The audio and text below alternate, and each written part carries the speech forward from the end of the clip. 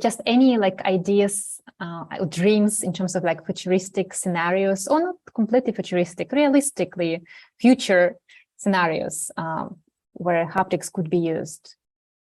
Yeah, and so like so we're seeing lots of applications. Like, so one, the medical space is pretty renowned for haptics already. I mean, after the video game and sex toy industry, they have kind of become like a major proponent of haptics.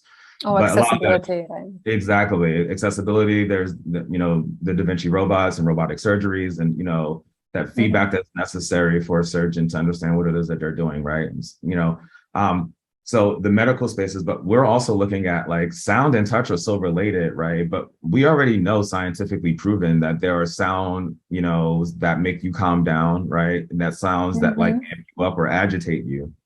Touch is exactly the same thing in a different frequency range. Theoretically speaking, all those concepts of sound should translate over. And so what we're looking at is like, what happens when our haptic corridor not only can vibrate to let you know you're going the wrong way, but the vibrations it gives you reduce cortisol levels so that people who are blind or visually impaired who have anxiety while being out in the space actually get a therapeutic use while navigating, right? And so we see that the therapeutic opportunities in haptics are really deeply profound.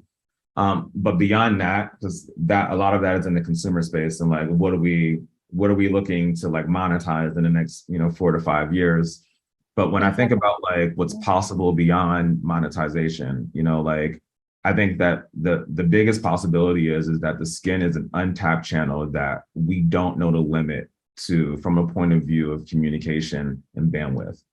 And I think opportunities are endless, basically. That's what you're I don't think they're endless, but I think that like we need a lot of people out there doing research to figure out where the end is. Like we know the limit of vision and sound super clearly because we've done so much research on it.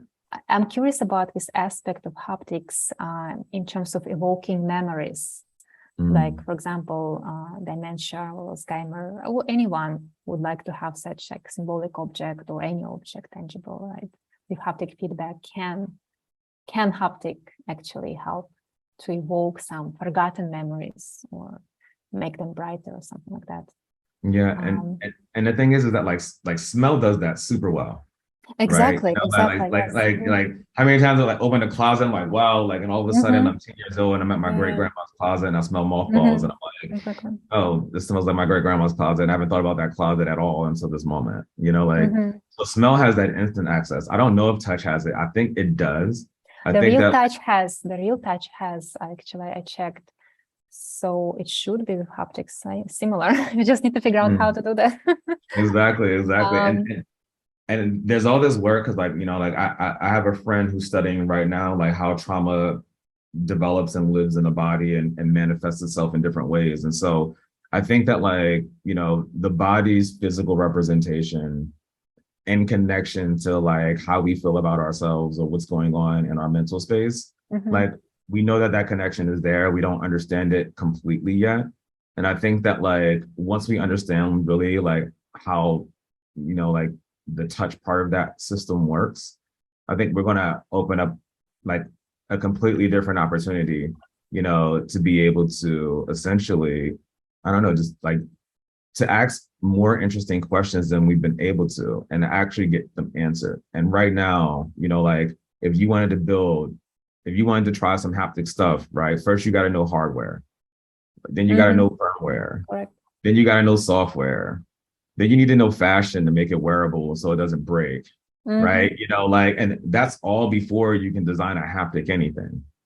You also need to know neuroscience, psychophysics. Exactly. The neuroscience and and how the body understands and receptors process touch information. So it's like my dream is that like when we're done this work, like your daughter is going to be able to go to college and study haptic design for a 4-year degree, the same way she can study graphic design right now, culinary arts, or music theory.